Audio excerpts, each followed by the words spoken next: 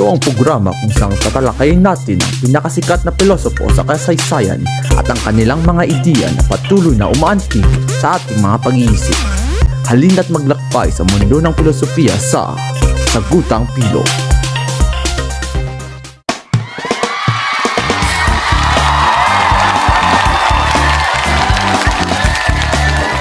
Magandang hapon sa inyong lahat at maligayang panonood sa ating talk show ngayong live sa ABS-CBN. Ang titulo natin ngayon ay pinamagatang Sagutang Pilo, kung saan ating tatalakayin ang mga malalalim na katungkulan tungkol sa ating pag-iral. Di ba, partner? Tama ka dyan. At ngayong hapon, meron tayong tatlong bisitang napakagagaling na pilosopo. Sila ay sina Maurice Merleau-Ponty, Gilbert Ryle at Paul Churchland. Dito natin malalaman ang kanilang sariling pananaw tungkol sa ating individual na sarili.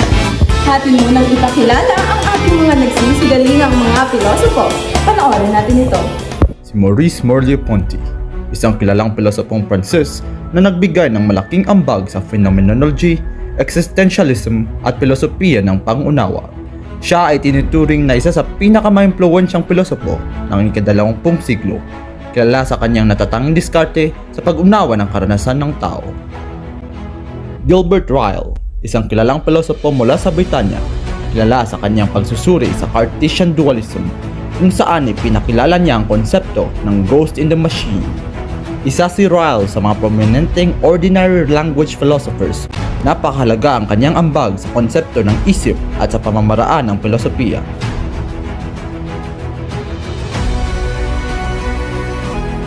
Si Paul Churchland, ipinanganak noong 1942, ay isang kilalang pilosopo mula sa Canada na nag-aral ng neurophilosophy at philosophy of the mind. Matapos kunin ang kanyang PhD mula sa University of Pittsburgh sa ilalim ni Wilfrid Sellars, nagsimula siyang magpamalas ng kanyang mga ideya sa eliminative materialism na nagtututol sa pagkaraniwang pag-unawa ng pag-iisip.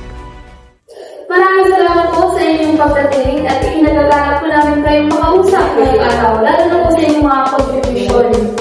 Bago po tayo magsimula, atin po tanongin ang ating mga dalubhasang mga pilosopo. Ano pa ba ang mga pangunahing argumento?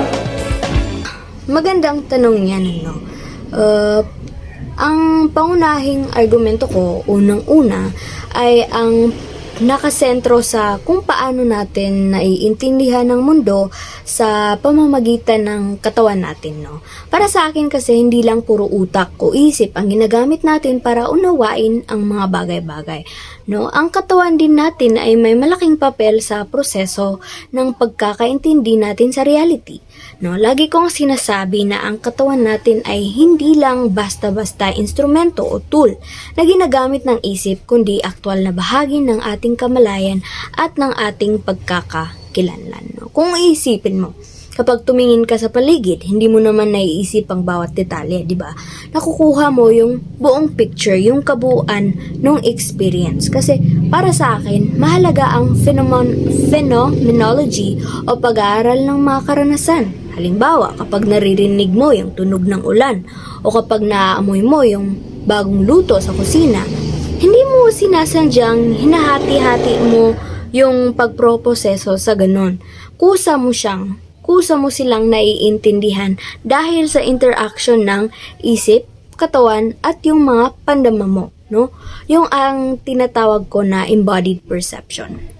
Isa sa mga ipinaglalaban ko ay yung idea na ang ating pagkatao ay hindi pwedeng ihiwalay sa ating katawan at sa mundo na ginagalawan natin, no? Nandito tayo sa mundo ko na hindi bilang maghiwalay ang isip na nagmamasid lang, no?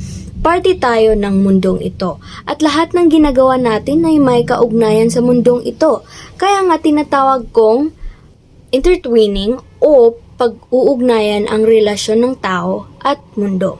Sa libro kong Phenomenology of Perception, sinubukan kong ipakita kung paano nagsasama-sama ang isip, katawan at kapaligiran para bumuo ng karanasan. Hindi ako naniniwala na ang isip ay parang makina na nagproproseso lang ng impormasyon mula sa labas, no? Mas naniniwala ako na ang katawan at isip ay magkaugnay at sabay-sabay na nakakaranas ng mga experience ng mga karanasan dito sa mundo. No, na-develop ko ang mga idea ko na to dahil sa mga karanasan ko bilang isang estudyante at bilang isang tao na dumaan sa maraming pagsubok, lalo na noong World War II.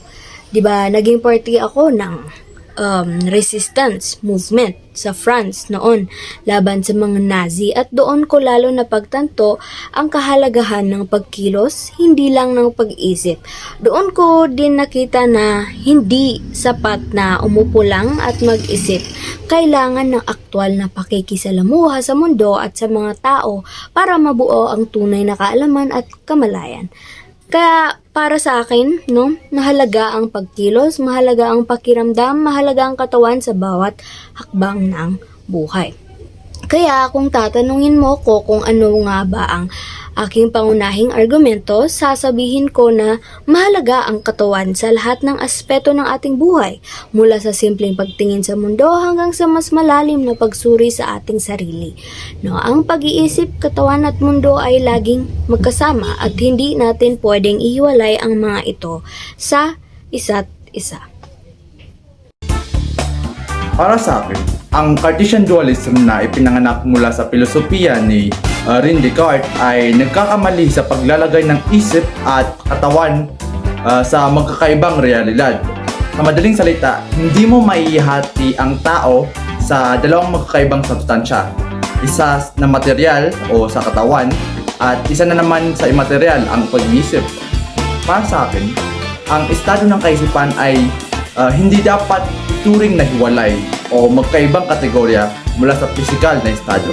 Halimbawa, kung sa Cartesian dualism ay nagsasabi na ang utak ay ihalid na lang natin sa pang-computer.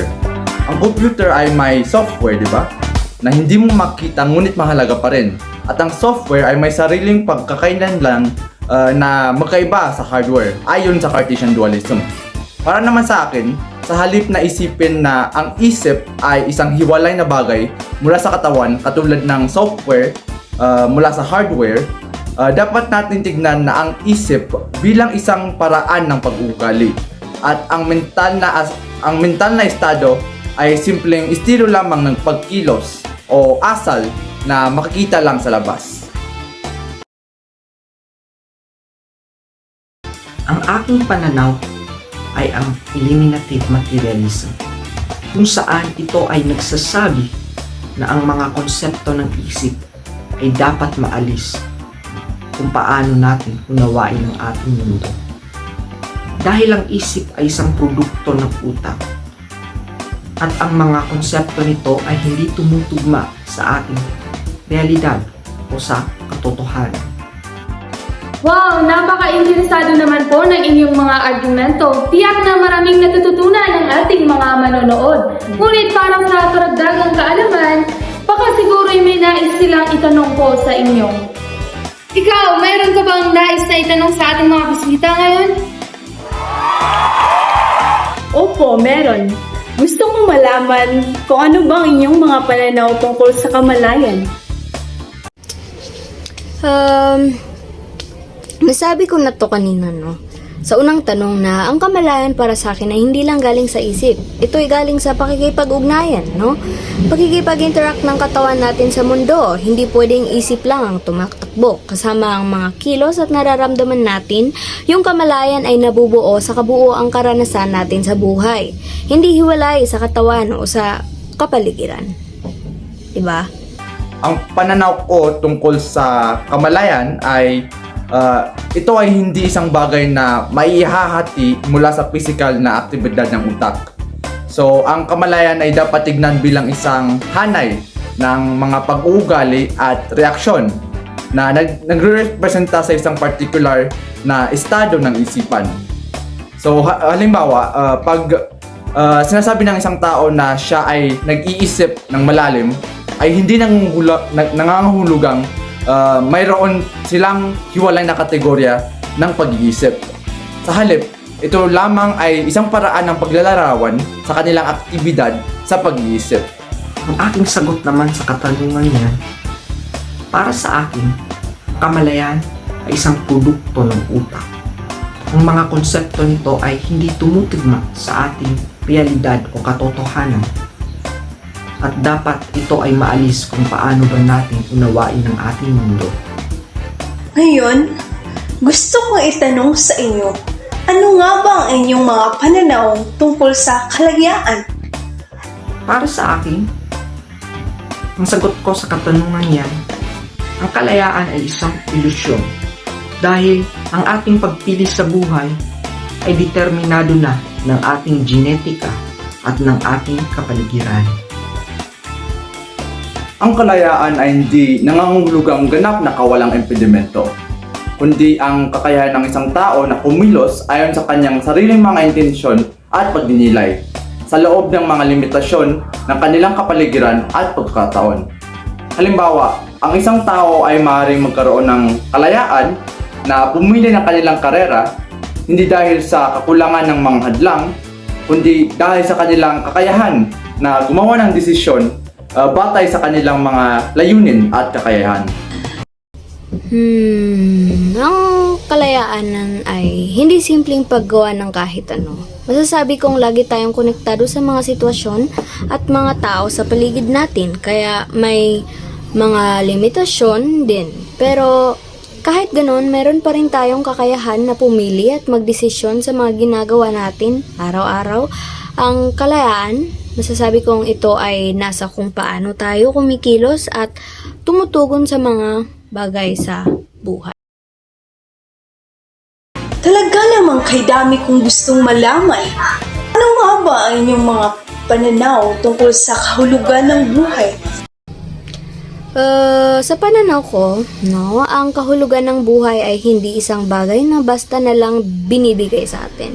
Hindi ito isang fixed na idea o konsepto na nakasulat na bago pa tayo mabuhay. Ang kahulugan ng buhay ay natutuklasan natin habang nakikisalamuha tayo sa mundo at sa mga tao sa paligid natin, no? Sa bawat kilos, desisyon at karanasan natin, dahan-dahan nating binubuo ang ibig sabihin ng buhay para sa atin. Hindi tayo hiwalay sa mundo. Parte tayo nito. Kaya yung kahulugan ay nabubuo sa interaksyon natin dito. Ang mga simpleng bagay gaya ng relasyon, trabaho at pakikipagsapalaran, lahat yan ay nagbibigay ng kahulugan sa ating buhay. Sa madaling salita, hindi hinahanap ang kahulugan ng buhay sa labas. Para sa akin, ito ay nangyayari habang tayo ay nabubuhay at nakikipag-ugnayan sa ating environment, sa ating kapaligiran. Yun ang buhay para sa akin. Ang kahulugan ng buhay ay maaaring tignan bilang isang paglikha ng mga personal na layunin at pagkakaroon ng mga meaningful na relasyon at karanasan. Hindi ito dapat tignan bilang isang predetermined na layunin na nasa labas ng kapangyarihan. Halimbawa, ang isang tao ay maaaring makahanap ng kahulugan sa pamamagitan ng pag-aalaga sa kanyang pamilya, paggawa ng mga makabuluhang trabaho, o di kaya ay pagbuo ng mga malalim na koneksyon sa iba. Kahit aling dito ay maaaring maging paraan upang makahanap ng personal na kahulugan sa buhay. Ang kahulugan ng buhay ay isang biological na tanong kung ako man ay iyong tatanungin. Dahil para sa akin, ang ating layunin sa buhay ay ang mabuhay at ang magparami. Maraming salamat po sa inyong pagsagot at marami pa tayong tututukan sa pagbabalik ng Sagutang Philo.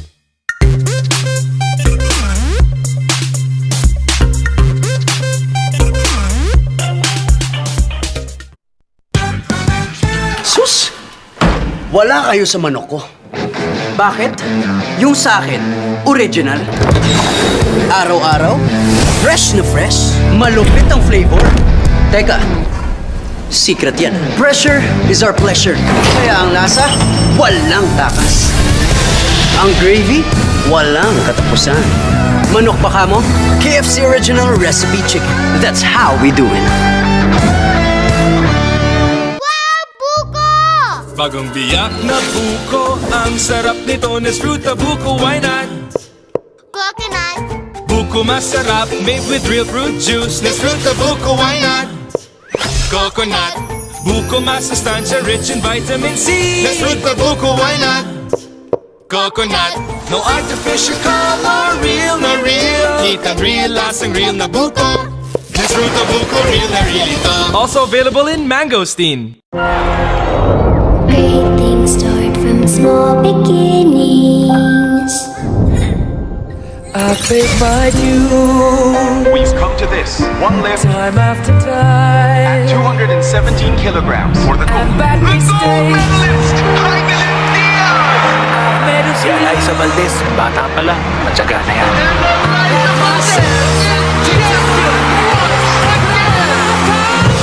Rich Jewett come a long way.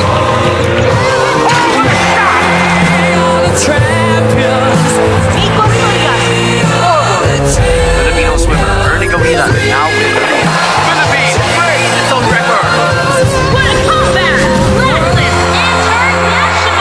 Great things start from small beginnings. Milo, energy to build champions in life. Let's continue to bring out the champion in every Filipino.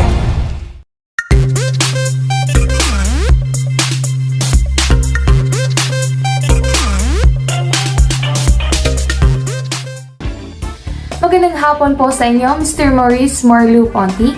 Ano po ba ang masasabi niyo sa mga kritiko na nagsasabing ang phenomenology ay subjective at hindi scientifico?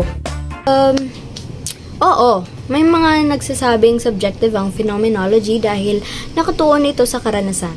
Pero sa tingin ko, hindi ibig sabihin na kapag subjective, wala nang halaga, no? Ang phenomenology ay paraan para maintindihan ang mga karanasan ng tao. At ang karanasan ay totoo at konkretong bahagi ng buhay natin. Kahit ang siyentipikong pag-aaral ay may basihan sa karanasan ng mga siyentipiko sa pagtuklas nila ng mga bagay. Sa phenomenology, no, sinusuri natin ang mga bagay mula sa loob ng karanasan, kaya kahit ito'y subjective, mahalaga pa rin ito sa pag-unawa kung paano natin nauunawaan ang mundo, ang kapaligiran. Isa pang question ay, paano mo maipapaliwanag ang konsepto ng perception sa iyong phenomenological na pananaw? Ang perception o pananaw para sa akin no, ay hindi lang basta pagtanggap ng impormasyon mula sa labas. Hindi tayo parang camera, no, na basta kinukunan lang ng larawan ng mundo. Sa halip, ang perception ay isang aktibong proseso, no, nakabase ito sa kung paano natin nararanasan ang mundo sa pamamagitan ng ating katawan. Ang bawat bagay na nakikita o nararamdaman natin ay naiintindihan natin batay sa mga naunang karanasan at konteksto. Kaya ang perception ay hindi hiwalay sa ating pagkilos sa kapaligiran natin. Isa itong patuloy na interaction ng isip, ng katawan, at ng mundo. Yun ang perception. Sir Gilbert Trail, magandang hapon po. Pwede niyo po bang ipaliwanag ang konsepto ng mental state sa inyong behaviorist na pananaw? Ang mental state ay hindi isang hiwalay na bagay, kundi isang disposisyon na nagpapahayag sa ating pag-uugali. Ang ating mga salubin, damdamin at ang mga pagnanais ay nakikita sa ating mga aksyon at reaksyon. Itong mental state ay isang disposisyon o isang kakayahan na mag-isip, mag-alala at magkaroon ng mga karanasan. May nais pa po akong itanong sa inyo, Sir Gilbert Trail. Ano po ba ang masasabi niyo sa mga kritiko na nagsasabing ang behaviorism ay nagpapawalang bisa sa panloob na karanasan ng isang tao? Ang aking behaviorism ay hindi nagpapawalang bisa sa panloob na karanasan. Sa halip, itinuturing ko na ang panloob na karanasan bilang disposition na naman na nagpapahayag sa ating pag-uugali. Ang ating mga salubin, damdamin at pagnanais ay nakikita lamang sa ating mga aksyon at reaksyon. Kayo naman po, Mr. Paul Churchland. May mga kritiko po kasi na nagsasabing ang eliminative materialism ay nagpapawalang bisa sa kahulugan ng buhay at ng tao. Ano po ba ang masasabi niyo doon? Ang masasabi ko sa kanila na ito ay hindi nagpapawalang bisa sa kahulugan ng buhay. Sa halip, nagmumungkahi ito ng isang bagong paraan ng pag-unawa sa mundo at sa ating sarili. Ang mga konsepto ng isip ay dapat na maalis at palitan ng mga neurobiological na paliwanag. Ang kahulugan ng buhay ay makikita sa ating pagsisikap na maunawaan ang ating sarili at ang ating kapaligiran sa pamamagitan ng scientificong pag-aaral. Para sa iyo, Paul Churchland, paano mo ipapaliwanag ang konsepto ng free will sa iyong eliminative materialist na pananaw? Para sa akin, ang free will ay isang ilusyon. Ang ating pagpili ay determinado na ng ating genetika at ng ating kapaligiran. Ang ating mga aksyon ay mga resulta ng komplikadong proseso sa utak na hindi natin kontrolado. Napakagaganda namang tunay ng inyong mga pananaw. Tiyak na maraming tao na naman ang may karagdagang kaalaman. At sa dito ang paraan, ating napag-uusapan ng mas malalim ang mga katanungan tungkol sa ating pag-iral. Dito lang po nagtatapos ang ating talk show. Maraming salamat po Sir Maurice, Sir Paul, and Sir Gilbert sa inyong pagbisita at sana ay may natutunan ang ating mga manonood. Yun lang po at paalam. Tutukan ang next episode ng Sagutang Philo.